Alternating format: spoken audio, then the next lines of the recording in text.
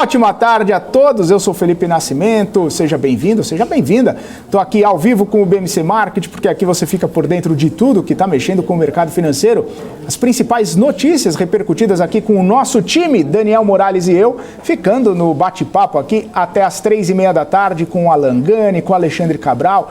E claro, hoje a gente vai ter por aqui também o analista político Eric Decá. Vamos então aos principais destaques dessa segunda-feira. A gente vê aí um movimento de recuperação nas bolsas mundiais depois daquele temor que tomou conta dos mercados na última sexta-feira, depois de várias quedas, né, nas bolsas mundiais. Hoje, o movimento é um pouco de menos aversão ao risco, né? Os investidores olhando aí um pouco mais de otimismo para as bolsas, querendo saber um pouquinho mais sobre as empresas.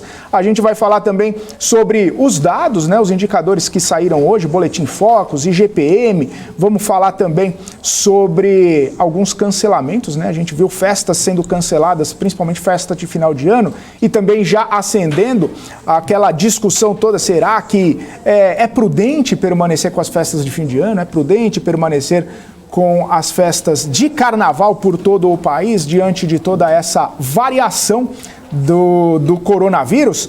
Vamos conversar aqui com o Alexandre Cabral e com o Gani para saber. Vamos falar um pouquinho das bolsas mundiais, já que a gente estava comentando aqui sobre esse movimento de retomada, né? Depois da sexta-feira ser um pouco mais tensa. Dow Jones lá nos Estados Unidos sobe 0,72%, o S&P subindo 1,36% e a Nasdaq subindo 1,82%. As bolsas europeias fecharam também no patamar positivo. O DAX na Alemanha subiu 0,16%. Não foi uma alta tão considerável, mas sim no patamar positivo. FTSE no Reino Unido fechou em elevação de 0,94%. O CAC na França subiu 0,54% e o índice Eurostoxx teve uma elevação de 0,49%. A gente destaca também, antes de chamar o nosso time aqui, deixa eu ter uma informação para vocês, porque a Vale hoje está acontecendo Vale Day, né, que é uma reunião, né, uma apresentação do planejamento estratégico de alguns números da Vale para investidores estrangeiros lá nos Estados Unidos, né? E aí a gente tem alguns números aqui, né? Porque a Vale acredita que essa questão, né, do minério de ferro, de toda essa pressão por conta do preço do minério de ferro no mundo, deve ser menos pressionada, né? Essa pressão deve ficar um pouco mais tranquila a partir já do ano que vem. E isso quem disse foi o presidente da Vale, o Eduardo Bartolomeu. Ele que abriu o encontro anual da mineradora, né, lá em Nova York. Ele disse que a prioridade permanece na reparação lá de Brumadinho. E ele falou também, pelo que eu tinha visto aqui, né, é que essa questão aqui deve continuar pressionando os preços até as Olimpíadas lá da China no próximo ano. Depois disso, aparentemente, os preços do minério podem voltar aos patamares anteriores, ou pelo menos crescer um pouquinho mais, já que não vai estar tão pressionado como está neste momento. Essa é a informação. Inclusive, há pouco a Vale estava em leilão, né? Num tempo atrás estava em leilão, mas agora já saiu do leilão, está sendo negociada aí aos R$ 69,61, com uma alta de 1,41%. Essas são as informações. Vamos então trazer o nosso time aqui, está todo mundo já preparado, todo mundo querendo bater esse papo na segunda-feira, dia 29 de novembro. O Daniel Morales já está aqui, também o Alexandre Cabral e o Alan Gani. Todos estão por aqui. Sejam bem-vindos. Ótima tarde para você. Boa tarde, Alan Gani. Boa tarde, Felipe. Boa tarde, Cabral. Boa tarde, Morales. Pergunta que me fizeram, esqueci o blazer no carro, mas aí a produção falou, você está liberado para fazer sem blazer. Por que isso? Porque é um dia de muita alegria para São Paulo, para os palmeirenses, para a nação alviverde. Parabéns que deram um show em cima do coitado do Flamengo, de Cabral. Sabe aquela piada, não sei o que, com um dos outros? Boa tarde, Cabral. E parabéns, velha, viu, Cabral? Gosta com dos outros? Parabéns, viu? Porque só é vice quem chega na final. Parabéns, viu? A única coisa que eu fiquei triste, no primeiro tempo eu queria quebrar a televisão ajoelhada, pedrada, soco. A única coisa que eu fiquei triste do jogo inteiro foi quem falhou. De verdade. Esse moleque é o melhor jogador do Flamengo no segundo semestre. Não merecia. Podia ter sido Rodrigo Caio, Davi Luiz, qualquer um, mas não Andréas. Infelizmente. Foi o Toninho Cerezo na Copa de 82, mais ou menos. É diferente que o Toninho Cerezo ainda foi recuar pra alguém. Ele não sei o que ele quis fazer até agora. Ele tropeçou nas próprias pernas. Foi um negócio de maluco. E o Flamengo também vai perder o brasileiro? Não, já é do Atlético Mineiro há muito tempo. Já era, né? Há muito tempo. Galo forte. Mas estava muito de salto alto, hein, ô Cabral? Na verdade, o técnico, por que o desgraçado não colocou o Michel desde a virada do primeiro pro segundo tempo, maluco? Tá doidão, né, o Renato Gaúcho? Tava doido, né? Só real, meu irmão. Ah, palhaçada, Renato Gaúcho lavou uma louça, mano. Você ficou triste, Cabral? Não. Chorou? É diferente. Você não chorou? Não, eu tô acostumado a ganhar tanto título, eu tenho até mundial, que nem todos têm, tá mano. acostumado. Não, é sério. Ano passado foram alguns, esse ano mal virei o ano alguns. Agora eu fiquei... E não triste. Triste sim, pô, que droga, mas Disney, tá, né? vida que segue. Aí eu saí dali, peguei minhas filhas e fomos pro Outback e vida... Não, fomos pro negócio lá. O que esse maluco tá com essa câmera aqui? Fazendo o making off. Tem um japonês dentro do estúdio tirando foto. O que vocês aí que acham que estão aí assistindo? Na realidade, o que vocês acham? Um japonês que mora em Mogi, todo tatuado, tirando foto. O japonês gosta de tirar O foto. que você acha disso? Ó, vamos ajudar ele. Não, grande mal, gente boa, gente boa. Maurício é gente boníssima. Da minha terra, Mogi. Gente boa. Mogi. Vamos fingir que estão falando sério, cara, Cabral. sério. Não, mas a sua camisa tá toda amassada. Amarrada, não sabe nem falar. Foco! Eric Decada, analista político, já tá aí? Daí que não dá pra... Não, antes a gente tem coisa pra falar aqui. B3 é Ué, mas cadê depois da 4 então? Tá certo que você quis mudar de assunto, ô Cabral, não quis falar muito de futebol. Não, eu já porque falei, foi a ridículo, cabeça está mano. inchada. Eu já mas falei, tudo foi bem, ridículo. A cabeça tá inchada porque eu tô Ô, Felipe, com o Renato Gaúcho, mano. tem nomes interessantes nesse... Então, isso que eu ia falar. Tem o Daverson Del Rod maluco. Chora Cabral com Del Rod maluco. Esse aí foi sensacional. Daverson Del Rod maluco. Muito bom. O Rui das Neves também tá triste hoje. O das Neves é flamenguista, né? O Rui das Neves tá com a cabeça Quem já foi inchada. campeão mundial, esse troço todo é flamenguista, Tem né? Chora Cabral. Chora Cabral. Quem Bara nunca Cabral. foi campeão mundial, torce pra esses times aí. Aliás, você tá sendo Palmeiras, zoado outros desde times. as 9 horas da manhã no pre-market. E agora ele tá filmando o Felipe. Ô, Cabral, você Essa porra disse é que louca, hoje mano. teve aula pela manhã, né? Então, Eu dei aula pra Mari, olha só. não, Eu tô ferrado hoje. Assim, eu não acredito em signo, não acredito em nada disso. Tamo junto. Somente depois que eu tive gêmeos. Você tem gêmeos, você manda qualquer teoria de astral pro inferno. 3 minutos muda tudo, então é outro signo, pô. Não é o mesmo signo. Aí eu faço... É porque você tem lua em câncer. sei lá. Eu sei que eu faço aniversário sábado agora. O outro. Dia 4. 4 de dezembro. E eu devo estar naquele papo de mapa astral antes do mês de aniversário que ferra tudo. É o inferno astral. Inferno astral. Por quê? Sábado eu perdi. Aí hoje eu tava dando aula de dólar futuro, né? Eu cheguei, Mari é uma das meninas que manda aqui dentro. Ok? Abaixo da Paula, ela é igual o Felipe, dá esporro em todo mundo. Ela dá esporro num grupo, o Felipe dá esporro no outro. É verdade. Então ela dá esporro em nós 3. Eu ganho e você dá. Os dois entre si, meio assim que eu não se dou esporro porque estão no mesmo nível. É o Felipe. Não, mas ela também te dá qualquer coisa acima do Felipe igual dá esporro. Qualquer um me dá esporro. Então. Aí o que acontece? Aprenderam o dólar futuro? Aprendemos. É pra comprar ou pra vender? Pá! Vender. Eu vendi ao vivo na minha aula. Pá! Saí com 80 contos de prejuízo. Eu perdi tudo sério. Pergunta a Mari. A Mari daqui que mandou. Eu falei, Mari, é pra comprar ou pra vender? A Paim. É pra vender. Eu fui lá e vendi. Pufa! Primeiro 1 segundo, ciclo negativo. Aí foi pra 20 positivo e descacetou. Aí eu liguei até pro Luiz, pro chefe, eu mandei da Paula ao vivo. E aí, Luiz, o que eu faço com a desgraçada dessa? Você tem carta de recomendação? Perdi 80 conto, mano. Com 2 e pouco de corretagem, 82,50 foi debitado na minha conta corrente hoje. Que beleza. Era melhor ter ido na churrascaria, né? Não, aí também Era um não. dinheiro mais 32,50 não dá não, mano. É Inferno Astral. isso mesmo. Tem umas que dá. Não. Não são as melhores, mas tem umas que dá sim. Cara. Deve estar em Mercúrio retrógrado agora. Moraes. Mercúrio retrógrado é quando você faz assim com um negócio que mede a temperatura, ele volta. Ele vai Ele volta pra... Mercúrio Antes de retrógrado. medir Eu tô, novamente. sei que quarta-feira eu ia fazer de novo, mas eu tô pensando em fazer o que a Mari falar, fazer o contrário. Essa é uma boa tática. Vende, eu também. compro. E o Japa não sai do estúdio, mano. O O cara tá tirando foto até de câmera. Mas deixa- Será que Gani esse maluco Cabral, da contabilidade? depois de 18 minutos aqui de conversa fiada, vamos falar sobre os movimentos aí do mercado, porque na sexta-feira... R$80, tô perguntando Posso aqui, responder R$80. totalizando? Os R$80. Ele Não, que eu tô perguntou perguntando se é 80 mil. 80 mil é acha de Jane, mano. B3 SA3? Sou professor. Sim, eu ia falar isso, Tá. mas justamente passar essa pergunta aí para vocês.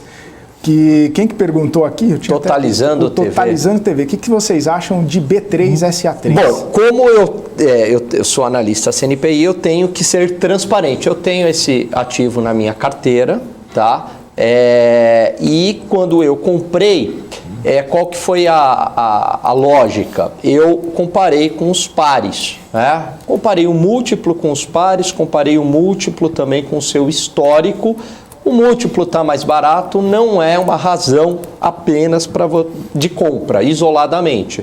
Mas o múltiplo estar mais barato e qualitativamente o Banco do Brasil não acho que seja tão diferente do Bradesco ou do Itaú, com exceção, é claro, aí de interferências políticas e riscos políticos, eu Você tá acho falando de que B3 era uma ou ação BBS? barata, né? Então, por isso que eu tenho ela na minha carteira, acho uma boa aquisição. Estamos falando de B3 ou BBS3? B3. Não, desculpa, eu confundi. Você Falei, confundiu com o B3 Banco do Brasil. Itaú. Nossa, pra variar, Banco né? do Brasil, eu que sou flamenguista, mano. Nossa, Então, já é porque ele tá também acho uma é que ele boa. tá Não, tão também eu chonado, tenho. Brasil. É que Também ele eu tá tenho. tão chonado que tá cansada lá. Tá cansadinho. Ele tava falando de quem? B3, a famosa B3. Também tenho.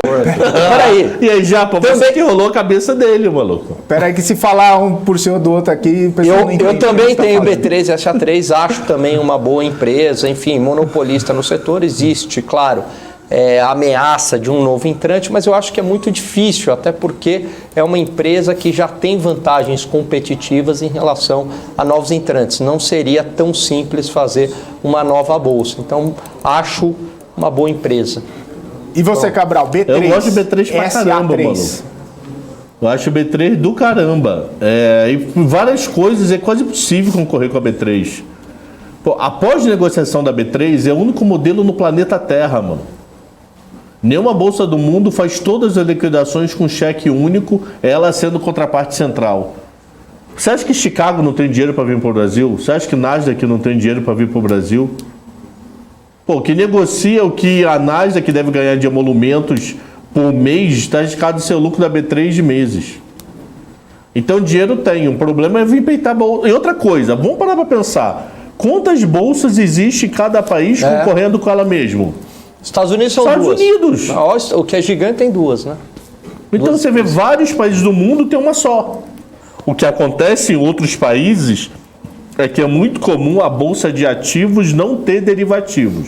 Isso acontece muito lá fora. Aqui a nossa bolsa tem os dois. Então você vê lá, Grupo Chicago negocia muito forte de derivativos e o Nasdaq é muito forte em ativos. Então são produtos diferentes. Aqui nós temos dois. Temos ativos e derivativos. E fora outra coisa, se o Felipe comprar o carro do Gani, vocês vão transferir como esse carro? Vocês vão no cartório fazer esse registro? Sim. Você sabe onde é que vocês estão indo? Na B3. O registro de carro no Brasil hoje é todo B3. Então, se você vender o carro e pôr o Gani ou vice-versa, é a B3 que faz toda essa transferência. É o Detran, ok, no sistema da B3. A única coisa que B3 se ferrou um pouquinho, que ela deve ter perdido receita, eu não reparei no último dela, foi o Pix, né? Porque a bolsa é dona da TED. A TED, o projeto é todo B3. Com o Pix, a TED perdeu força. Então, ela perdeu receita com TED, é fato. Mas isso não deve dar 2% da receita dela. E perdeu o valor de mercado com aquele passivo, né? Tem uma briga de imposto de renda aí, que se vier tudo pesado, o negócio é feio, mano. Mas, enfim, é uma boa empresa, né? E como que vocês avaliam o impacto na B3 das empresas que estão saindo do Brasil, ou pelo menos procurando fazer um movimento de migração, né, para os Estados Unidos ou outro tipo de bolsas? Ainda é muito zero nada. A gente vê aqui, ó, Banco Inter, Localweb, Americanas, Natura, XP já foi, Stone já foi. Não, XP nunca teve, então nunca considera. Não, já foi, né? Fez uma escolha. Fez uma escolha. Abriu lá, não cá. Né? Mas a gente viu várias empresas também procurando fazer esse caminho, né? É um ponto de alerta aí também? Acho que sim, mas precisa ganhar tração, né? Porque também, eu não sei se essas empresas conseguiriam uma boa captação lá fora, né? Aqui elas são muito mais conhecidas. Acho que é um ponto de atenção, sim. Eu acho que da XP é Stone que atrapalha a bolsa. O que atrapalha a bolsa é a falta de cultura de bolsa. Só isso. Se a gente tivesse a cultura de bolsa, a XP e Stone não ia abrir lá fora. A XP ainda vem com papo de se abrir lá fora, perder controle. Tinha um rolo desse aí por trás que eles falam.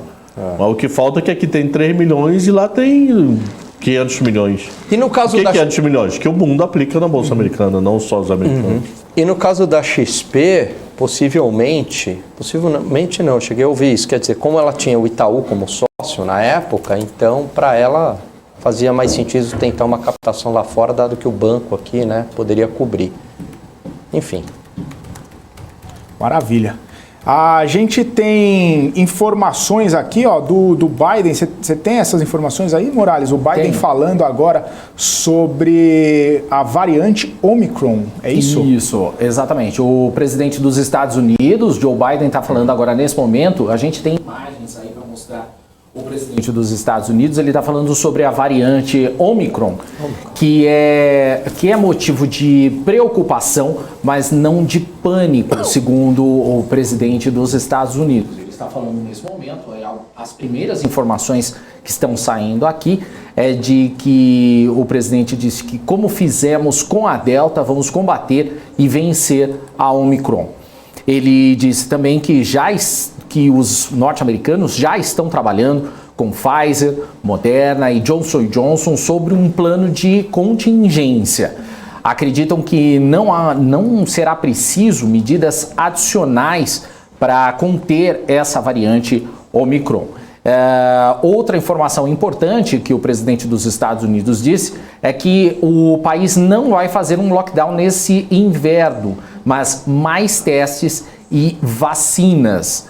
Outra informação é que, no momento, segundo o Biden, não há necessidade de ampliar restrições de viagens a outros países, além do sul da África, que é uma medida que eles já tinham tomado antes, fechando fronteiras, né, fechando o espaço aéreo, melhor dizendo, com a África do Sul, para evitar que essa nova variante, essa nova cepa do coronavírus se espalhe também pelos Estados Unidos, pelo menos para não ter essa antecipação desse vírus no país. O presidente Joe Biden está falando nesse momento e qualquer nova informação que ele for falando, a gente traz aqui no BMC Market.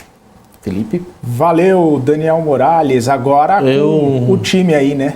Eu não sou o rei de teoria de conspiração, não. Eu acho que a maioria das teorias de conspiração é furada. Mas eu comecei a pensar uma coisa que eu posso estar viajando por completo. Briga de Biden, China e etc., Índia, Reino Unido com a OPEP. Da possibilidade da OPEP diminuir produção para aumentar o preço unitário do petróleo. Caramba, será que sexta-feira essa droga não foi conspiração para balançar a roseira? A África do Sul não para de falar que não é nada demais. Eu não aguento mais ver alguém da África do Sul dizendo, olha, não é nada demais. Olha, não é nada demais. Olha, não é nada demais. Esses caras balançarem a roseira para fazer esse petróleo despencar, para segurar a inflação no grito, maluco. Eu nunca fui de teoria das conspiração, não, mas isso ficou no meu final de semana inteiro. Olha, tem uma epidemiologista... Inteiro. Tem uma epidemiologista, Cabral, que chama Rosane Richman, e ela falou que agora, com essa questão do coronavírus, toda hora vai nascer uma variante nova. Só que ela disse uma coisa que eu achei interessante. Vão nascer cepas simples, que não vão fazer tanta diferença, mas também podem nascer cepas mais avançadas. Essa, no caso, o que já se sabe é que ela é mais transmissível do que as outras. Ela é mais light. Não, ela é muito mais transmissível. Ela transmite mais facilmente. Mas o efeito colateral dela é light. Então, mas são as primeiras informações de que ela é light. Essas são as primeiras, eles estão analisando. Por ela ser mais transmissível, eles ficam mais preocupados com isso, porque você transmite rapidamente, isso pode causar um problema muito grande. Tanto que na Europa já surgiu a informação de que essa cepa em pessoas mais velhas pode causar uma situação muito complicada, mas em pessoas mais novas, não. Mas isso são as primeiras informações, a gente ainda não tem detalhes sobre isso, então fica um pouquinho mais complicado. O Gani... Então, peraí, rapidinho. Aonde começou isso? África do Sul?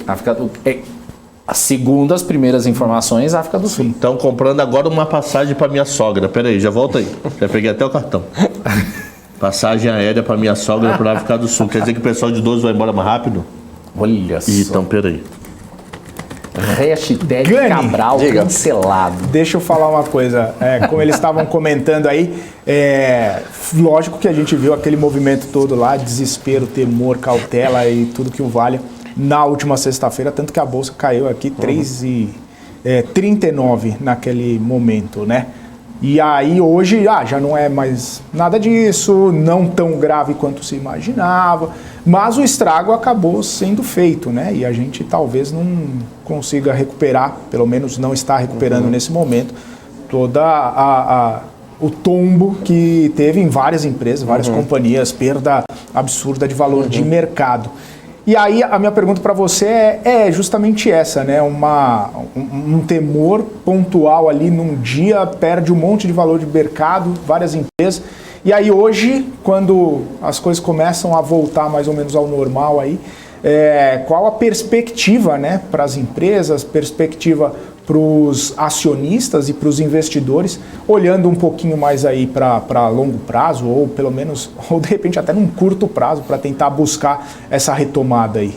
Então, eu acho que ainda é muito cedo para tirar alguma conclusão, né? Como o Morales trouxe, quer dizer, os estudos preliminares, veja, a gente tem praticamente um final de semana, mostram que ela é mais transmissível e menos letal, né? Mas é tudo muito preliminar ainda. Então eu acho que para quem quer ser um pouco mais cauteloso, talvez valha a pena esperar um pouco para fazer algum tipo de movimento de compra. Agora, bom, pode ser que a bolsa suba e você entre um pouco mais num preço maior, pode ser que isso aconteça, mas você não queria correr esse risco, né? Eu preferiria, neste momento, agir com um pouco mais de cautela. De uma maneira geral, agora, numa perspectiva, num horizonte mais longo, a bolsa está barata, né? Quer dizer, tem algumas empresas, se você entrar num determinado valor, né, mais alto, mais baixo, você vai estar comprando barato, né?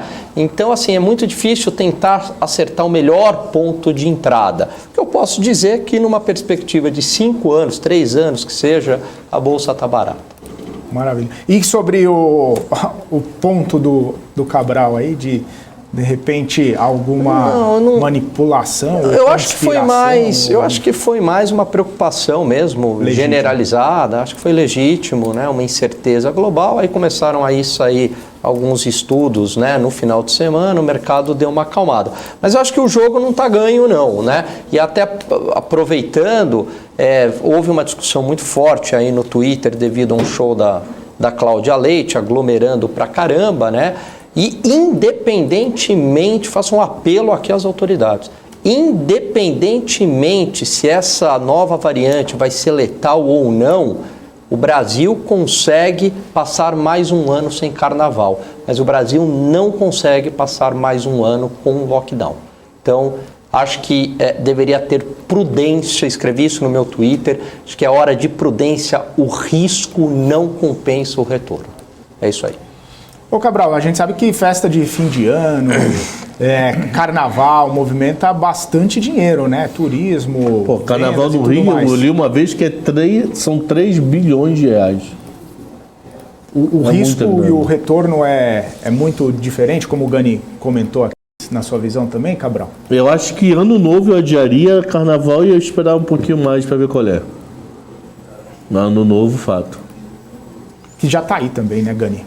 Já está aí. Agora tem uma outra coisa, né, em relação ao efeito do carnaval. Eu até conversei isso com um amigo meu hoje, economista, eu queria saber se tem algum tipo de estudo em relação a isso. Que é o seguinte, é fato que comércio e serviços acabam movimentando bastante, setor de turismo, mas a indústria para. Então qual efeito prevalece? Não me parece o que é claro aí para efeito de PIB, se é positivo ou negativo. Se alguém tiver algum estudo, algo aí, ou o Cabral sabe disso, não sei.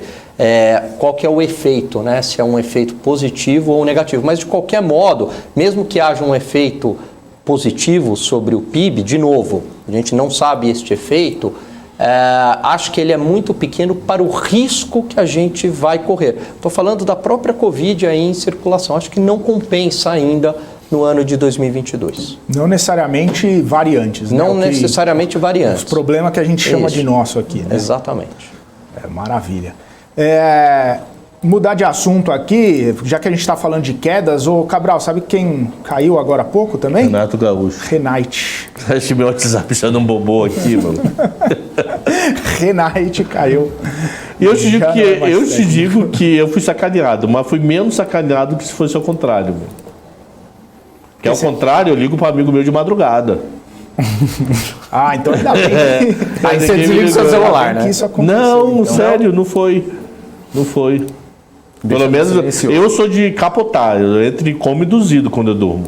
Mas de manhã não tinha ligação perdida, não tinha nada. Eu capoto mesmo. Bonito. O único local que eu sou difícil dormir é avião. Agora carro, ônibus, cama. Pô, eu entro em coma assim de capotar mesmo. Hein, Cabral, aquela feijoada de sábado, hein? Sábado, olha só como é que foi sábado. Sábado foi um negócio, o balde foi chutado, mas no litrão. Última aula de uma turma no local que eu dou aula, que o Gani também dá, que é um santo francês. Sem nomes. Mas essa é boa, hein, Cabral? Essa tá pagando bem, essa é boa. Não, essa paga bem, paga essa é boa. Essa é boa. É meu melhor pagador até hoje, ó. Um beijo. Então eu dei aula até meio-dia numa turma e 1h30 na outra. Só que meio-dia foi presencial e 1h30 era online. Aí eu falei, vamos comer uma feijoada? Comemos uma feijoada pesado. Aí à noite, malzaço, né? Flamengo, mal não, eu não tava mal, eu tava... Porque o Flamengo tinha perdido o jogo. Aí eu falei, vou chutar o balde agora e comer uma carne. Aí eu fui naquele que você volta, sabe? Você fica fora e volta. In, at, out. Então você fica fora e volta. Entendi. Entendeu? Você fica, fiquei fora, então eu vou voltar. Dá a minha mão lá no Morales, ó. Você fica fora, ó, e depois vai voltar. Aí eu comi, maluco, foi tenso. Comeu um filé de feijoada, que feijoada. Apesar que uma das melhores feijoadas que eu conheço fica na Avenida Morumbi. Eu sei chegar lá, mas não sei dar o endereço. Que é uma feijoada no boteco em frente a um ponto de táxi. Eu tô falando sério. Que feijoada é aquela? A qualidade da cozinheira é uma obra de arte, mano. É uma obra de arte a cozinheira. E pra mim, um dos maiores charmes, sem dúvida, é o freio do busão, né? Aquele freio, aquele óleo que deve espalhar. Meu Deus do céu.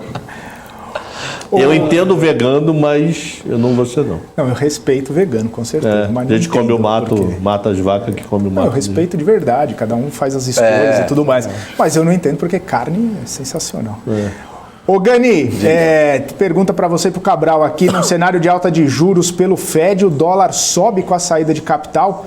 qual seria o movimento do DI, visto que ainda estão correlacionados. Inclusive, daqui a pouquinho, 5 horas, vai ter fala do Jerome Powell, né, lá. E, inclusive, todo mundo de olho aí, querendo saber o que ele vai falar, até por conta dessa nova variante. Aí, os estímulos vão ser retirados naquela situação, não vai ser, enfim, toda aquela discussão que a gente vem tendo aí nos últimos dias por conta de juros nos Estados Unidos e tapering e tudo mais.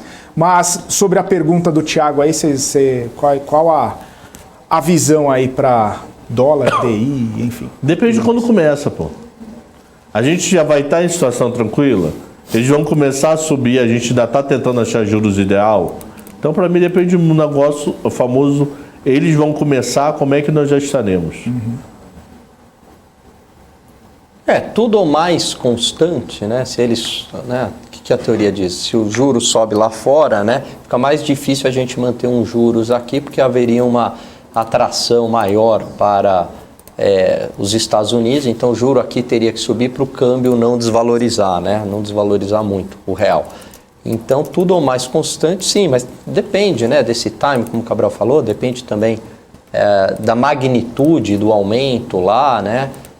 Se ele já está no preço ou não, enfim, mas tudo mais constante, sim. Maravilha. Vamos chamar então o Eric DK, que está por aqui, depois da selfie do Daniel Morales e do Alexandre Cabral, ao vivo, por que não, né? Por que não, ao vivo, Marcelo? Eu não posso fazer live, então, eu estou proibido de fazer live. Vamos chamar o Eric DK, analista político, já está aqui com a gente, para a gente bater um papo sobre as movimentações direto lá de Brasília. Olha o Eric DK aí, de óculos tá e de gravata. óculos. Muito bem-vindo, Eric. Prazer falar contigo novamente. Boa tarde. Boa tarde, Felipão. Boa tarde, Gani. Ih, eu tô chorando, tem que botar ponto? Vou botar agora aqui. Beleza. É que o pessoal deixou o ponto só aqui pra mim, viu, Eric? Só comigo e Tô agora concordando com ele. eu não Tô estando nada. Deixaram o coitado Mas sem nenhum ponto aqui, não consegue te ouvir. Mas vai conseguir daqui a pouquinho. Escutei com nada certeza o Gani vai te ouvir daqui a pouquinho. Mas, Eric, mais uma vez, prazer falar contigo e acho que o assunto aí que a gente precisa conversar é sobre a PEC dos precatórios, né? Hoje pela manhã o senador Fernando Bezerra disse aí que provavelmente vai ser votada amanhã na CCJ, e aí a gente fica naquela, né? Pô, é uma semana decisiva, vai ter mais mudança do texto, não vai ter mudança no texto, vão conseguir os votos necessários, não vão conseguir os votos necessários? Aí eu queria saber sua opinião, sua análise aí, o que você tem de informação para a gente a respeito dessa pauta aí, por gentileza. Pois é, Felipe, hoje é um dia crucial para a gente ter certeza se a votação vai acontecer amanhã ou não. Por quê? Hoje o Congresso vai votar agora de tarde um projeto de resolução para dar aí andamento no entendimento que o Congresso tem sobre as emendas de relator. Saiu mais cedo o Marcelo Castro, que é o relator desse projeto. Ele, então, diz que vai abrir os dados só daqui para frente, ou seja, está batendo de frente ali com uma decisão anterior do Supremo Tribunal Federal. E é importantíssima essa votação de hoje, Felipe, porque vai ser esse projeto também que vai destravar a emenda de relator. Lembrando que o Supremo Tribunal Federal, há umas 3 semanas, decidiu congelar essas emendas, não pode ser mais liberadas essas emendas, e isso travou todas as negociações desse Congresso. Então, com a votação desse projeto de resolução, isso então vai abrir as comportas da emenda de relator, e a gente está falando em cerca de 16 bilhões que devem jorrar aí aos gabinetes dos senadores na véspera da votação da CCJ. Por isso, da importância da votação desse projeto. Eu conversei com o Fernando Bezerra mais cedo, estava um zoom aqui, Felipe, de que a votação no plenário poderia ficar só para quinta-feira, lembrando que a previsão inicial é votar na CCJ amanhã de manhã e à tarde no plenário do Senado, mas ao longo da manhã tinha um zoom aqui em Brasília do que ia ficar para o plenário só na quinta-feira, e o Fernando Bezerra me respondeu o seguinte: calma, Eric, até às 19 horas eu tenho uma resposta conclusiva para você. E por que até às 19 horas? Porque vai ser ali já nesse horário, no final do dia, 19 horas, que a gente já vai ter certeza se esse projeto de resolução foi votado ou não, e a partir disso a gente também pode ter um entendimento se as comportas da liberação de emenda vão ser abertas ou não ali na véspera da votação. Então, tem duas peças-chave com relação a essa técnica. A votação de hoje desse projeto de resolução e amanhã essas discussões na CCJ e na sequência do plenário do Senado. Se não acontecer essa votação do projeto de resolução hoje, pode ser que dificulte, então, o andamento nessa terça-feira da votação da PEC. Maravilha. Vou passar as perguntas aqui para o Alan Gani e também para o Alexandre Cabral. Fiquem à vontade, podem perguntar aí para o Eric. Quer começar, Cabral? Começo. Eric, semana passada foi criado um derivativo novo aí em Brasília. A B3 só está vendo como é que ela vai instalar, que é Mercado Futuro de Vista. Omar Aziz falou na quinta-feira que na terça-feira, quando alguém falar sobre a CCJ, ele vai levantar a mão e vai pedir vista ao projeto, sei lá qual nome que pode ser dado, e vai olhar com carinho durante a semana. Esse mercado se concretizou, virou pó, vai ser realizado, como é que tá, sabe? Omar Aziz versus PEC versus Mercado Futuro? Cabral, isso aconteceu semana passada, tá? Terça-feira foi apresentado o relatório, o Omar Aziz e outros vários partidos pediram vista, e aí, traduzindo para quem não conhece esse termo, é mais prazo para a leitura do projeto, entendimento do projeto, mas a gente sabe que esse prazo, Cabral, é justamente para dar tempo para o governo avançar com as negociações nesse final de ano que tratam das questões de emenda. E nesse inteirinho tem essa questão que eu acabei de colocar, que é justamente a emenda de relator. Então, o governo ganhou uma semana aí para arrumar a casa, e arrumar a casa é dar andamento às emendas. Tem essa votação hoje que vai liberar cerca de 16 bilhões da votação. Então, o governo está preparando a casa para que isso seja, de fato, concluído amanhã durante a votação. Lembrando que na Câmara, na véspera da votação da Câmara, foi liberado 1,2 bilhão para os deputados votarem. Deu cerca ali de 15 milhões por cada deputado para votarem a PEC. Então, esse que é o jogo, e é aí que está a pressão dos parlamentares. Lembrando também, Cabral, que a gente está na reta final. A PEC dos precatórios é o último trunfo que os parlamentares têm para pressionar o governo para liberar essas emendas. Se não for com a PEC, não vai ser com outra ferramenta, não vai ser com outra proposta. Então, quando se pediu vista, tinha também como esse background, esse pano de fundo, essa questão de, governo, se arruma aí para que a gente possa, então, avançar com a votação na próxima semana. O governo, então, toca a faca e o queijo na mão, só depende do governo essa votação, e é por isso que o nosso salário base ainda continua sendo de aprovação. O Eric, eu estou contigo de que há uma convergência de interesses entre o governo e os parlamentares na aprovação da PEC. De um lado, pela viabilização do auxílio, do outro, pela viabilização de emendas. E aí saiu uma notícia semana passada do Globo, dizendo que o governo poderia sofrer uma derrota. Aquilo eu achei estranho, mas o que motivou? O que tem aí de verdade? O que é ruído? De fato que o governo correria um risco nessa votação? O Gani, ótimo ponto.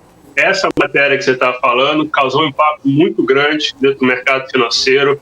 Foi ali numa quinta-feira, porque essa matéria traz informações de que ministros do governo já tinham jogado a toalha com relação à votação, mas faz parte desse processo, Gani, de pressão e contra-pressão, como eu te falei. A turma está aqui nos bastidores querendo que se libere ao máximo as emendas nessa reta final. Lembrando que emenda vai depois virar justamente investimento em infraestrutura no reduto eleitoral dos parlamentares. Então, é do jogo esse tensionamento. E se a gente pegar a votação da Câmara, Gani, ali foi uma aula também. Até a véspera da votação, havia muito disso e disso, havia muito ruído, e eu me lembro que a votação no primeiro turno acabou só com uma diferença de 4 votos, no limite de 4 votos para a PEC passar. Então, assim, até as 48 do segundo tempo, com relação à votação dessa PEC, a gente vai ter uma certa emoção, a gente vai ter certos ruídos, mas a tendência é que as coisas se encaixem e avancem. Então, assim, é possível que a gente veja ruído no dia de hoje e amanhã. E isso vai muito depender também, Gani, dessa votação, dessa projeto de resolução que eu estou falando para vocês, que acontece hoje. Não acontecendo essa votação, não se destrava as emendas de relator. E aí, Gani, a gente pode ter muita pressão amanhã e muita volatilidade amanhã dentro desse cenário de não votação desse projeto de resolução, porque aí a turma vai ter que procurar outras formas de atender as demandas dos parlamentares. Ô Eric, só para eu entender melhor aqui, então ainda não existe o texto fechado, isso aí ainda está sendo alvo de discussão, de conversas, de alinhamentos, ou seja, o texto que vai ser votado provavelmente amanhã na CCJ ainda não está definido, ainda não foi apresentado, é isso? Filipão, até a votação de amanhã pode ser feito qualquer ajuste, tá? Mas o principal da proposta já está colocada. Agora, a grande questão, Felipe, é se ela vai ser desmembrada ou não. Por quê? Aquilo que a gente já vem conversando aqui em outros programas. O que pode acontecer? Pode acontecer de que, quando for para o plenário vote apenas o texto que foi aprovado pela Câmara. E aí isso segue para promulgação. O porquê disso? Votando apenas o texto da Câmara, já pode abrir espaço no orçamento para o governo, então, pagar os R$400 da primeira parcela do Auxílio Brasil. E em não acontecendo isso, volta para a Câmara e vai demorar um pouquinho mais para que essa questão da liberação da primeira parcela do Auxílio Brasil seja feita. E isso pode, inclusive, ficar para 2022. Então, o que pode acontecer de uma forma bastante objetiva? Esse texto que foi aprovado para a Câmara passe, o que a turma do Senado apresentou como sugestão vai, então, fazer parte de um novo projeto, que é a tal da PEC paralela, e esse novo projeto, então, voltaria para a Câmara dos Deputados com alguns penduricais. E não são questões muito profundas que mexem aí com questões orçamentárias. São questões como criar uma comissão para acompanhar os precatórios, tornar o Auxílio Brasil permanente, pesquisar como é que está o avanço da dívida com relação a essa questão das decisões judiciárias. Então, não são questões que possam impactar aí o orçamento, mas são demandas dos parlamentares, porque tem dentro de tudo, Felipe, um jogo que é o seguinte: a turma também quer carimbar o que sobrar no orçamento. E nessa PEC paralela pode vir os carimbos. E por que quer carimbar? Porque a turma aqui do Congresso, os senadores, não quer deixar nenhum centavo para o governo utilizar de forma eleitoral no ano que vem. Então, esse carimbo também seria inserida a ferramenta, né, para usar esse carimbo, seria colocada nessa PEC paralela, que depois seria votada pela Câmara dos Deputados. Então, a dúvida com relação ao texto é mais essa. O texto já está basicamente colocado, agora a gente tem que ver como que isso aí vai andar dentro do plenário, havendo essa possibilidade, essas duas possibilidades que eu coloquei para vocês. Uhum. Maravilha. Tem mais perguntas? Posso fazer uma do chat aqui? Pode. Não, é que o Helder, ele tá falando assim que o STF vai barrar as emendas, o STF tá na cola das emendas. Queria saber como é que tá essa questão, Eric, porque na semana passada a gente viu lá o Lira e o Pacheco dando aquela segurada, falando que não era possível fazer a abertura de que dinheiro foi para quem, a pedido de quem e tudo mais, mas talvez houvesse uma proposta aí de, a partir de hoje, por exemplo, a gente já ter um pouco mais de transparência, mas fazer retroativo não teria como. Como que está esse embate aí, essa queda de braço aí entre o STF e o Legislativo, Eric? Felipão, isso aí é um grande passo, porque, como você colocou, o entendimento do STF foi abrir a caixa preta das emendas do relator de 2019 para cá, lembrando que foi em 2019 que foi criada essa emenda de relator, Só que ainda tem alguns embargos de declaração, ainda tem alguns procedimentos dentro do STF que não foram concluídos.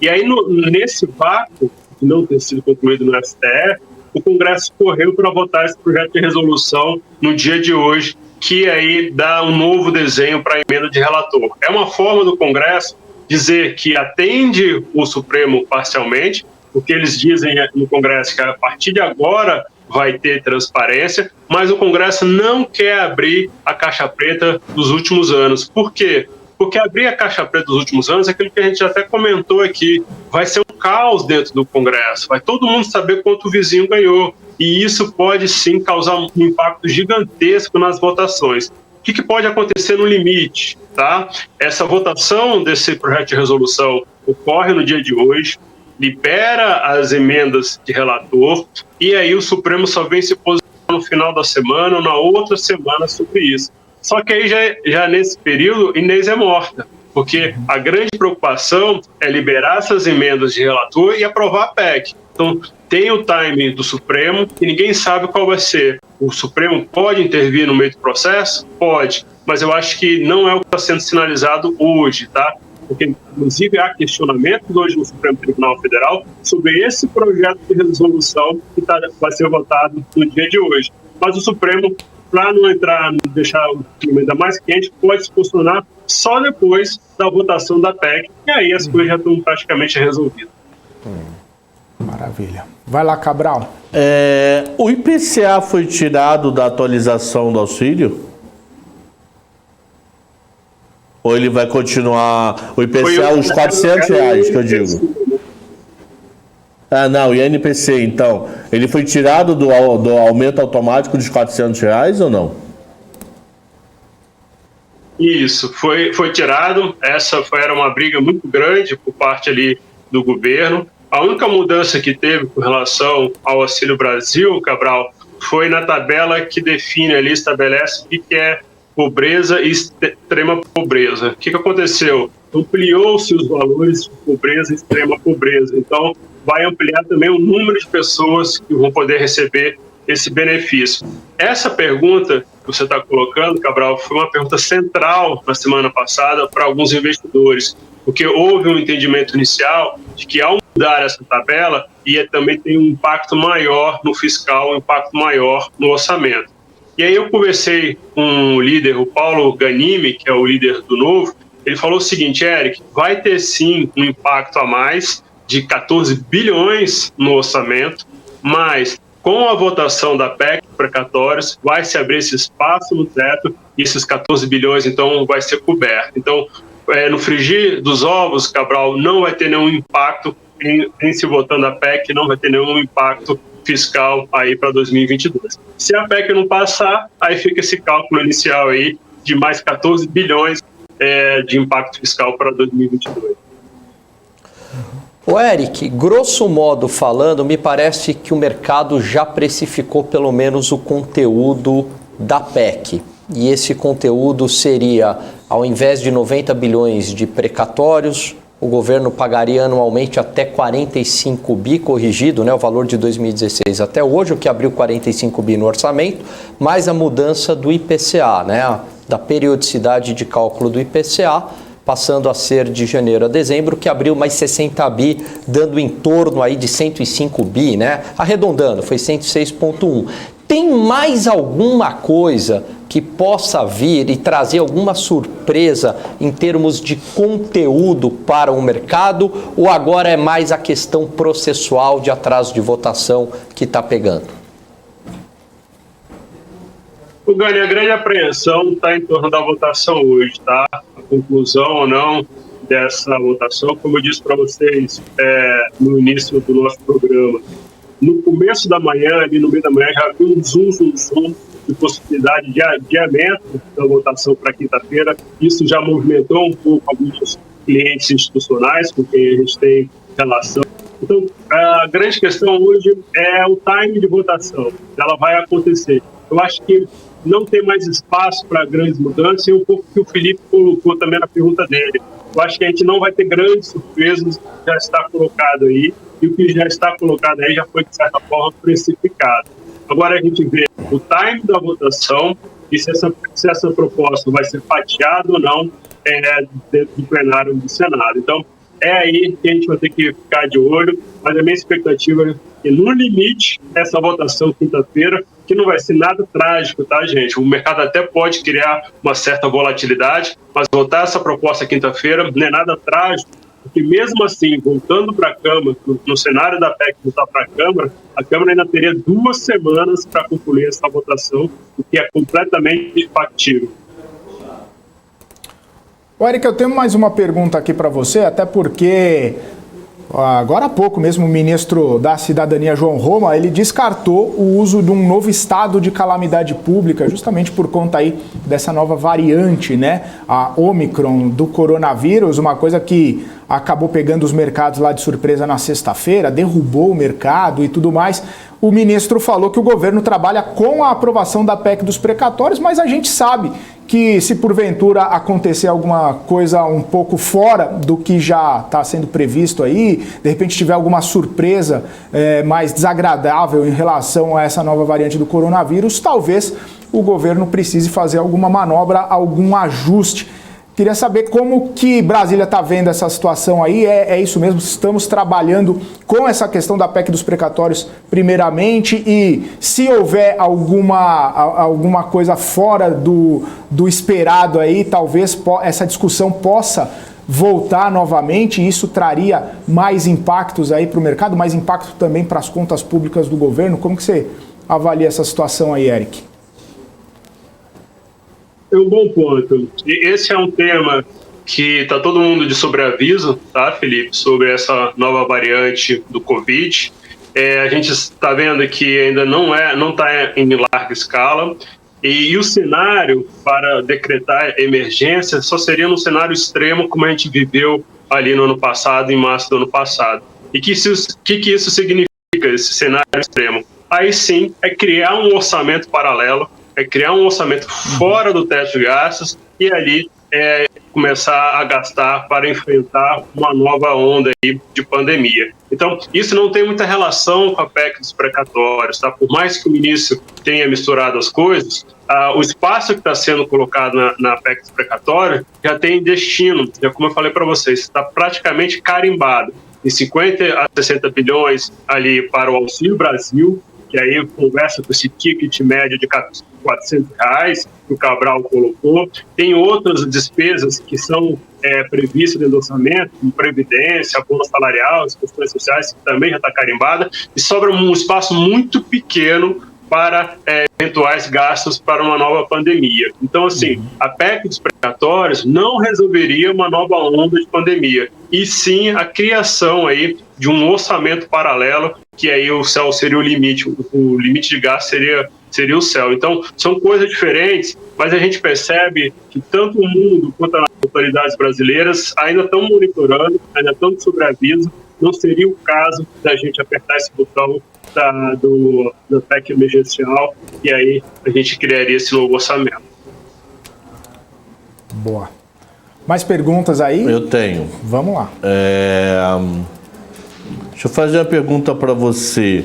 Saiu uma medida hoje de dia do Barroso que eu não entendi direito, não sei se você acompanhou, que ele libera concursos públicos para estados e municípios que estão com problemas sob falência, intervenção, e isso tira do teto dos gastos.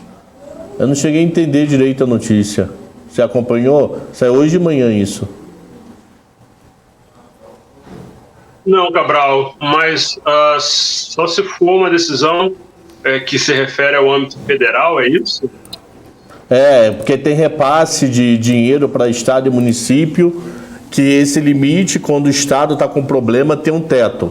E ele tirou essa medida para concurso público, para reposição de vagas e não para mudança de escalão. Tipo, o gerente não vira superintendente, um exemplo simples.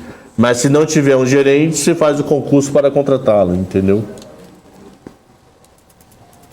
Eu confesso que eu não conheço da decisão, mas sei que durante as eleições, que é o ano que vem, tem um limite sim para a realização de concurso, então não acho que vai ser a prática no ano que vem, tá? E por não ser a prática, eu não sei se a turma já está reservando orçamento para isso para essa recomposição. Então, eu confesso que não vi a decisão, não conheço, mas se tem essa limitação em ano eleitoral de realização dos concursos públicos. Pode falar. Eu ia fazer uma do chat, mas fica à vontade. Eric, deixa eu te fazer uma pergunta. Com a mudança da regra da periodicidade de cálculo do IPCA, o governo evidentemente ficou com mais dinheiro para o orçamento de 2022. No entanto, ele teria menos dinheiro para o orçamento de 2023, né? No caso de uma reeleição do presidente Jair Bolsonaro, isso politicamente o enfraqueceria? Gani, eu acho que com essa mudança no IPCA, ela trouxe à baila essa questão de agora toda vez que for necessário fazer alguma mudança no teto, eles vão fazer.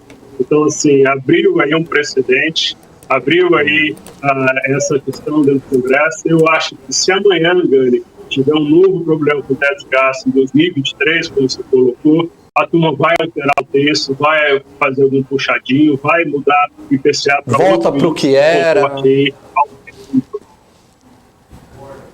Exato. Perfeito. Então, assim, eu acho que o teto ficou completamente sem credibilidade a partir dessa mudança que a gente está vendo ser executada com a PEC dos precatórios. Então, assim, não é, para mim, do ponto de vista aqui de análise, não é um problema futuro para nenhum mandatário, para nenhum dos presidentes. Lembrando que, se vier o Lula, o próprio Lula já colocou que essa PEC, esse teto do gasto, não vai existir no governo dele. Então, vamos esperar para ver qual é o governo. Mas, independentemente do governo, eu acho que teto de gasto ficou para a história e abriu-se um precedente que não tem volta.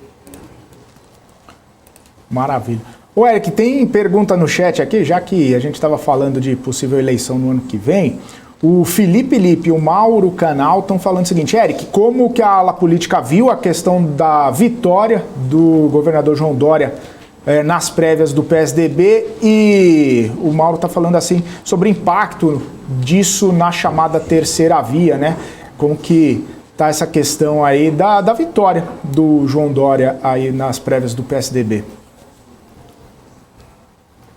Felipe, Mauro, a vitória do Dória já era algo bastante esperado dentro do mundo político, tá? Ele é o governador do principal estado do país. Ele tem uma reação contrária muito forte dentro da cúpula do partido. Se vocês pegarem e fizeram um raio-x, ele ganhou, mas ganhou com uma margem muito pequena entre deputados, entre senadores, entre governadores. Então, na cúpula do partido, ele ainda enfrenta muita resistência. Dentro do mundo político, o PSDB está patinando. A turma ainda tem muita desconfiança de que o Dória pode ser um novo Alckmin. Lembrando que o Alckmin disputou a última eleição e ficou só com 5%. Então, assim, há uma descrença muito grande com relação à candidatura dele. A gente viu que ele agora está sinalizando já para outros candidatos, como o Moro, como a Simone Tebet, que também vai ter a candidatura dela lançada nessa semana. Então, ele começa a se movimentar no sentido de tentar aglutinar. Isso vai ser muito importante, porque eu acho que vai ser a partir de agora que o nome dele vai ser colocado nacionalmente, o partido vai tentar estruturar nacionalmente, e aí a gente vai ter que esperar, Felipe e Mauro, as próximas pesquisas para ver como é que ele vai reagir. Se ele não reagir, é que tem uma dinâmica em Brasília que é a seguinte: perspectiva de poder atrai. E hoje a gente tem visto muito mais essa perspectiva de poder no Moro, e a gente tem visto vários partidos flertando com o Moro, ao invés de flertar com o PSDB, que sempre representou essas bandeiras de centro. Então, o impacto hoje na política é ainda de muita desconfiança. Há esse compasso de espera para ver como é que ele vai reagir nas pesquisas, mas hoje, no dia de hoje, as atenções dentro do Congresso estão um pouquinho mais voltadas para Sérgio Moro, e pesquisas que estão apontando ele ali em 2 dígitos, do que para o Dória. Mas, até a eleição de outubro, tem 100 anos para frente, a gente ainda tem muita coisa aí para ver que vai acontecer. Inclusive, Eric, essa aproximação aí, como você falou, né, de Simone Tebet, também de Sérgio Moro ao João Dória, mas hoje ele já deixou claro lá que quer ser cabeça de chapa, né? Ser vice não está nos planos dele. E aí, se não decolar nas pesquisas, se não tiver esse capital político aí, fica bem complicada a situação do João Dória, né? E, paralelamente a isso, a vitória do Dória acabou praticamente selando a saída do Alckmin do partido também, né?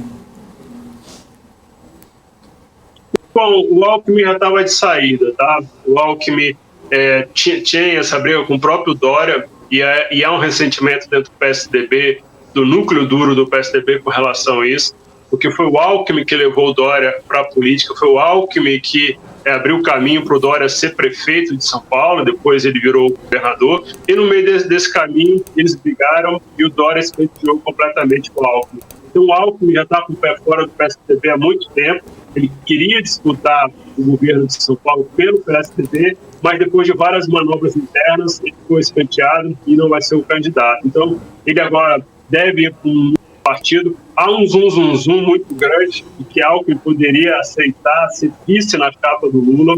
Eu não acredito nisso, tá, gente? Porque o Alckmin tem perspectiva de poder em São Paulo, as pesquisas apontam ele na frente em São Paulo, então eu acredito muito mais na candidatura dele em São Paulo, independentemente de partido, se é o PSD de Dado, se é o PSD de Bola, quem seja, do que uma chapa com o Lula de vice. Até porque o Alckmin também não tem um perfil de vice, né? O Alckmin sempre foi um cara que esteve na frente, sempre esteve aí na cabeça de chapa. Eu acho que dificilmente ele aceitaria essa missão de vice do ex-presidente Lula. Então, agora é só esperar. A gente tem ali até o começo do ano para as coisas realmente começarem a acontecer dentro da campanha aí de São Paulo. Boa.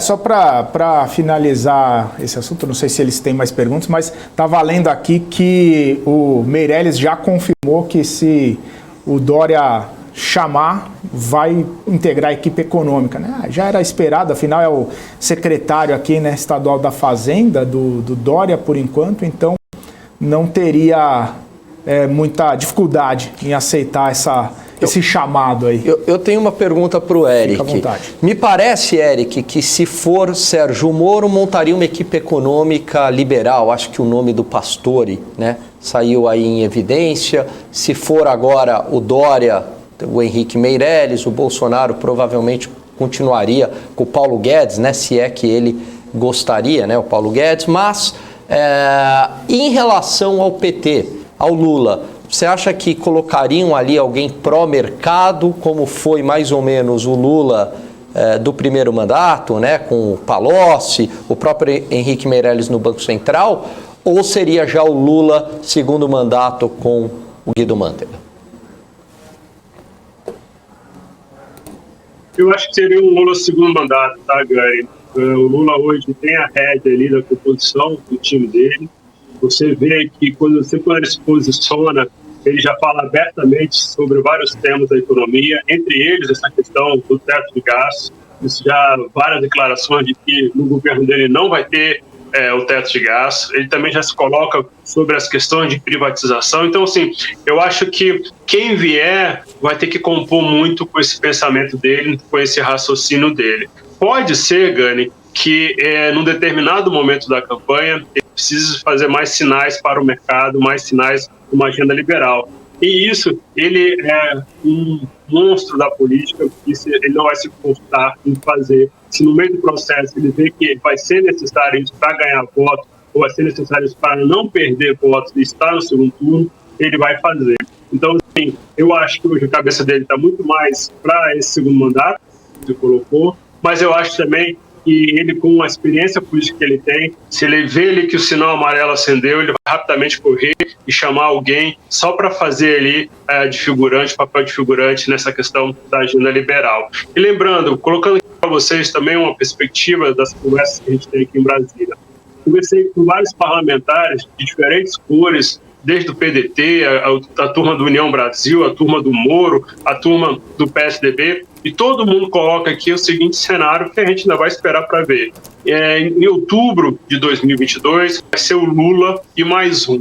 Então, assim, vamos esperar para ver como é que vai ser esse desdobramento, porque a depender de como vai ser a campanha, vai ser o Lula e o Lula mesmo, entendeu? E ele não vai precisar fazer nenhum flerte aí, nenhuma inclinar a mão para ninguém nesse sentido da economia, e vai seguir a sua toada no segundo mandato.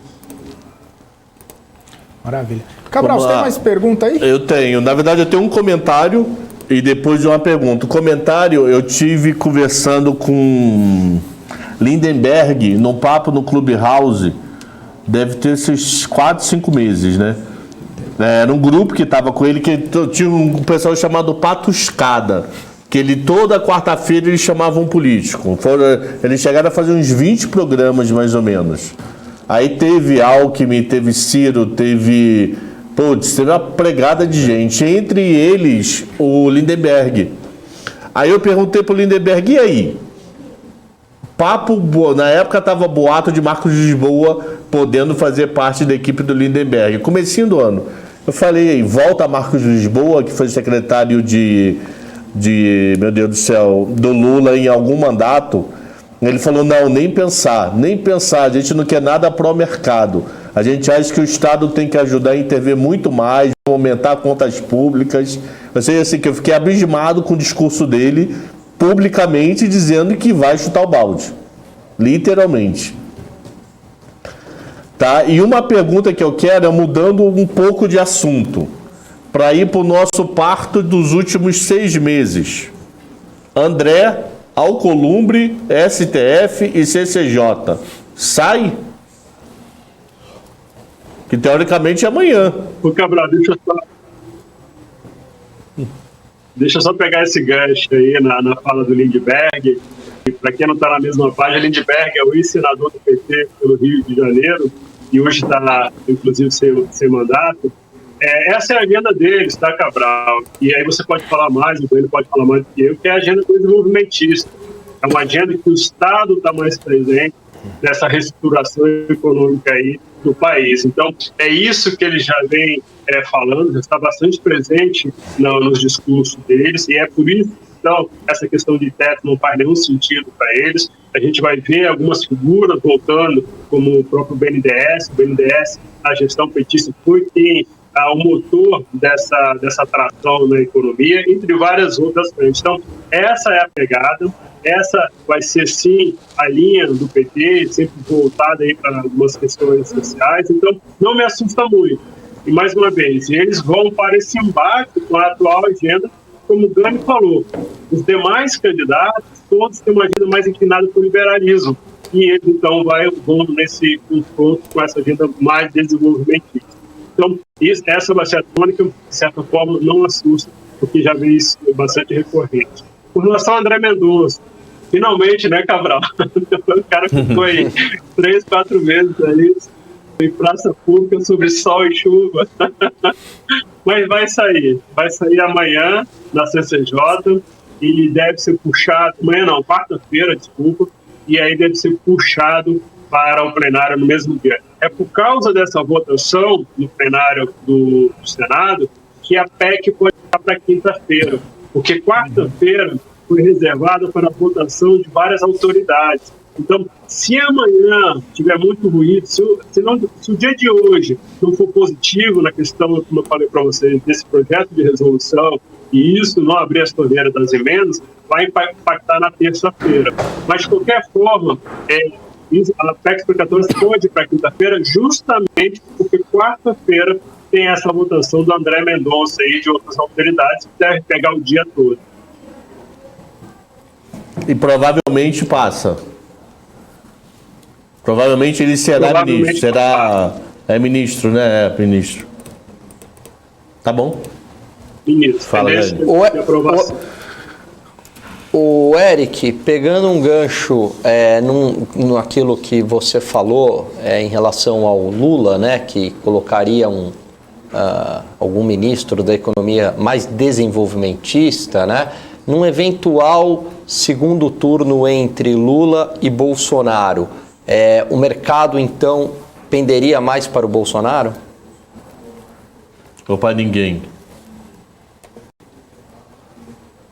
Eu acho que sim, tenderia mais, mas muito a depender, Gani, dessa nova agenda do Paulo Guedes. E muito do que o Paulo Guedes disse que ia fazer, não fez. E eu acho que o principal, Gani, é onde que eu vejo a turma do mercado financeiro e aí falando de fundos e clientes institucionais, aí eles estão muito chateados com essa mudança na regra do teto. Então, é onde era a âncora do Paulo Guedes, essa âncora foi para o espaço. Então, a gente tem que ver qual vai ser o discurso construído por Paulo Guedes até um possível segundo turno Bolsonaro versus Lula, tá? E se a turma vai embarcar nesse discurso. É muito difícil. Se fosse no dia de hoje, eu falo assim, a turma não vai embarcar. Mas como a gente já está ainda há 100 anos dessa eleição, até lá as coisas podem desenvolver. Então a gente vai ter que ver como é que vai ser essa dinâmica. Eu tive acesso a uma pesquisa de uma das corretoras do mercado financeiro que já apontam que muitos dos fundos já veem o Lula como um vencedor. Então, eu acredito, vocês podem até falar melhor do que eu, que muitos já estão se preparando para o cenário Lula.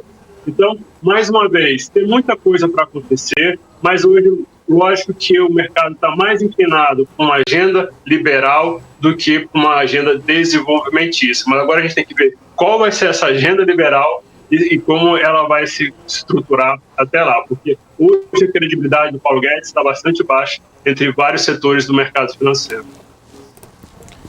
E como é que tá Moro na credibilidade? O pessoal ainda está indiferente a ele ou tem chance? Ou já está olhando com carinho? Cabral, começaram a olhar com carinho, tá? Começaram a dar mais atenção ao Moro. E aí há uma expectativa também de ver como vai ser essa questão das pesquisas ali no começo do ano. E aí, aquilo que eu falei para vocês, o Moro, passando a ser uma perspectiva de poder, ele vai atrair outros partidos como União Brasil, que é hoje o maior partido do Congresso Nacional. Isso significa o quê? Maior estrutura para o Moro, maior financiamento público aí de campanha para o Moro. Então, assim, e isso vai potencializar cada vez mais a candidatura dele, e eu acho que o mercado vai embarcando, tá, Cabral? A partir do momento que o Moro vai se colocando, a partir do momento que ele vai deixando claro o que é essa agenda do Pastore que o Gani comentou, eu acho que o mercado, então, parece que o mercado hoje está em busca dessa terceira via, parece que o mercado hoje está de olho no que pode vir nessa terceira via, e aí voltando um pouco no que o Felipe colocou, hoje não é o PSDB, hoje o mercado olha com muita desconfiança o PSDB, isso pode mudar, logicamente, mas o Moro tem ganhado cada vez mais tração dentro do mercado financeiro e tem criado mais expectativas aí com relação aos investidores. Maravilha. Posso fazer uma última pergunta ou não? Eu tinha mais uma, eu vou deixar para semana que vem. Eu vou guardar para semana que vem. Só mais uma minha. Como é que tá Kassab? Tá mudinho, maluco. Como que tá Kassab aí nos bastidores? Não tô vendo nada dele. Pois é, ele está bastante quieto, sim, Cabral. E com relação ao PSD de Dado, que é o partido do Rodrigo Pacheco, nas conversas que eu tenho aqui em Brasília de bastidor, a avaliação é o seguinte: vai chegar ali o mês de março e abril, que é um mês que é decisivo para as alianças começarem a ganhar tração, e se ali o Rodrigo Pacheco não estiver começando a despontar nas pesquisas, a chance dessa candidatura ir para frente é bastante pequena. Porque na análise aqui da turma de Brasília é o seguinte: o Kassab não vai gastar dinheiro com uma campanha que não tem potencial de ser vencedor. Então, assim, vamos colocar isso no radar também, porque se o PSD não for, de fato, candidato próprio, para onde que ele vai? Hoje, a boataria é que pode ir com o PT ou pode ir com o Moro. Então, mas vamos ver como é que vai ser aí o desenrolar disso, porque até lá tem chance de começar a ganhar algum tipo de tração também dentro das pesquisas. Como é que política é o inferno, né? Ele pode ir para os inimigos de maluco. É surreal isso, é surreal. Raposas, né? Ele pode ir para os inimigos. Eu mandei prender você, você me soltou, eu te prendi. Ah, mas eu não sei qual dos dois eu quero. Eita porra. É surreal isso. Quer dizer, não pode falar palavrão. Eita coisa. O ideal muda rápido, né? Isso aí. Ô, Eric, deixa só as considerações finais então aí pra gente. Obrigado mais uma vez. Segunda-feira sempre rende o papo por aqui. Eu que agradeço o espaço, as perguntas do Cabral e do Gani, da turma do chat também, suas colocações, Felipe, e aquilo para quem olha aí para o mercado financeiro. No final do dia, a gente deve ter o desfecho sobre a votação desse projeto de resolução. fiquem no radar, não tendo um desfecho positivo, isso vai impactar terça-feira. Impactar terça-feira é não votar. Então, cenário 1. Cenário 2, teve um desfecho positivo hoje no final do dia, vai impactar também terça-feira, mas de uma forma que vai ganhar tração a PEC. Então, é um cenário positivo.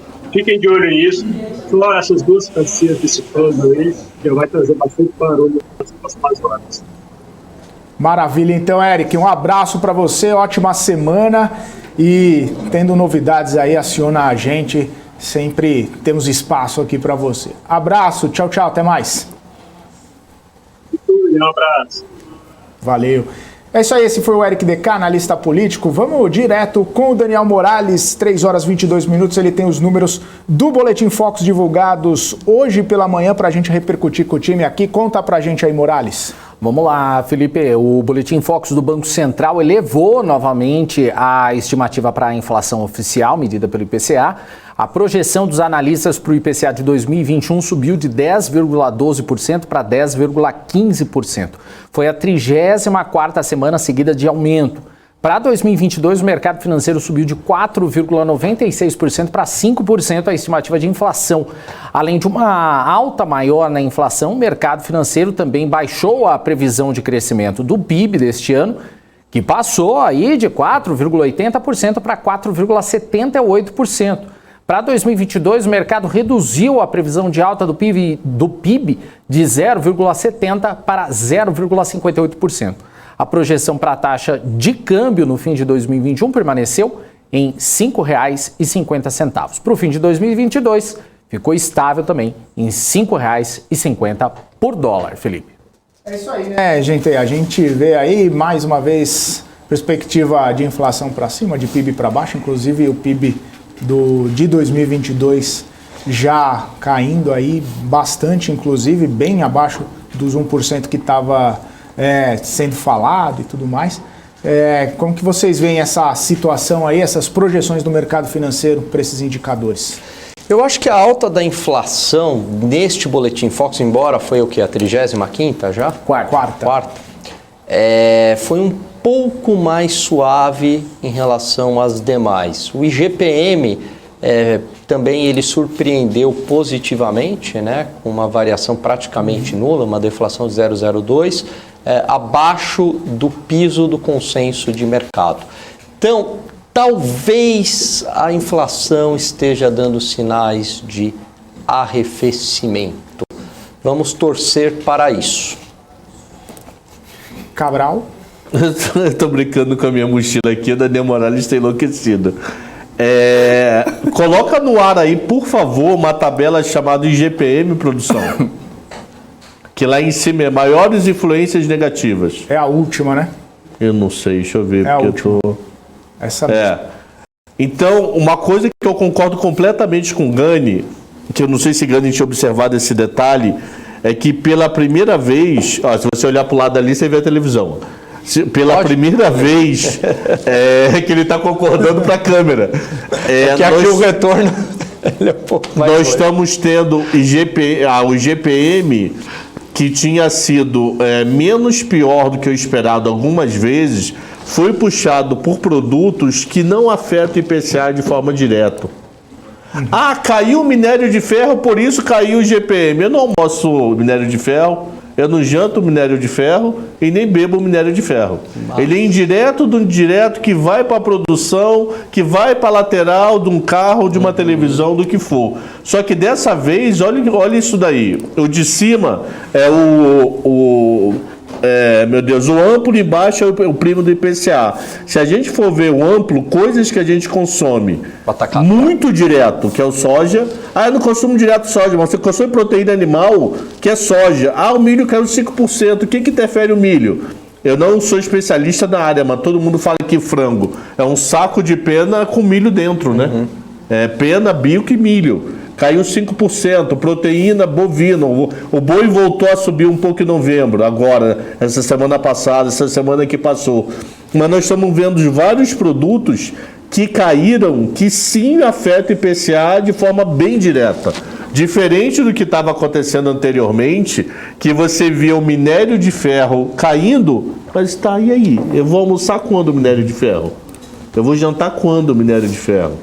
Ok? Então pode tirar essa tabela.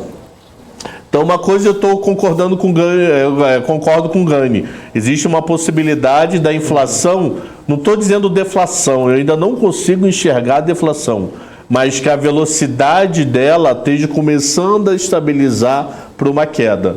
Ok? Que mesmo a inflação de serviços forte, que eu acho que vem no verão, eu acho que vem bem forte a inflação de serviços, independente de não ter carnaval ou não ter ano novo, vagabundo tá doido pra um fogo no rabete, meu. Tá doido pra ir pro mundo se divertir. Então eu acho que a inflação de serviços bomba. Mas pode ser, somente pode ser, que a inflação de alimentos dê uma segurada e, se eu não estiver completamente doido, da conspiração de sexta ajudar a segurar petróleo, que ajuda a segurar a inflação no mundo, tá? E focos, como tudo já foi falado, tá tudo descacetado, mano. Maravilha. Então, já que podemos fazer já as considerações finais, já estamos a 3 minutos do The Trade. Hoje, Cabral, com André Moraes, hein? André Moraes, lá da Rico. E que ele vai gravar depois com a gente o esperado ano que vem. O que via análise gráfica. Boa. Cabral, então já deixa suas considerações finais aí dessa segunda-feira, depois de tudo que falamos, que vimos, que conversamos com o Eric DK também. IGPM, notícia para mim foi boa, principalmente a parte do IGPM que vira IPCA muito rápido. Não é aquele papo de, não, devagando do minério de ferro, que vai parar na China, que vira uma placa de aço, que vai para Uzi Minas, que volta para o fabricante, que raiz quadrada de pi.